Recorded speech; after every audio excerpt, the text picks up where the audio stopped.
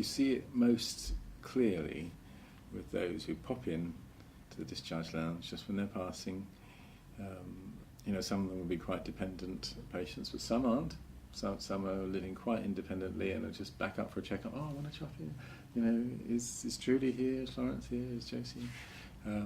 Not a burden. I mean, some of them sometimes want a bit more. Some of them will be saying, look, I need some help with my train fare or whatever, or. But again, very impressive to see them able to navigate through that, to give real care, and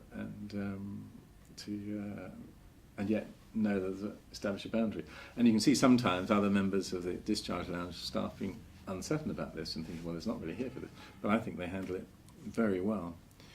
I'll just tell you one other story, which is more about the discharge lounge. I was very impressed with an older chap who came down, has been in the ward several times, not homeless, but comes in making a lot of noise, threatening to sue the hospital for this, that and the other, very annoyed about the delays in his transport, and so he's kicking off and shouting all this, and Linda comes in and sort of says, oh, hello, so it's all right, yeah, you just said, come on, be quiet, I've got other patients here.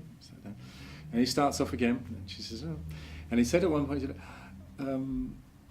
it must be a wreck. I've been here, I've waited here all these hours over the years, the different, there must be a record, or he didn't use the phrase, it's been so long.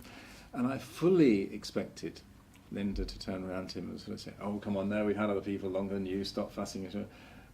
But instead she said, yeah, how long was it last time? Yeah, no, there was another time.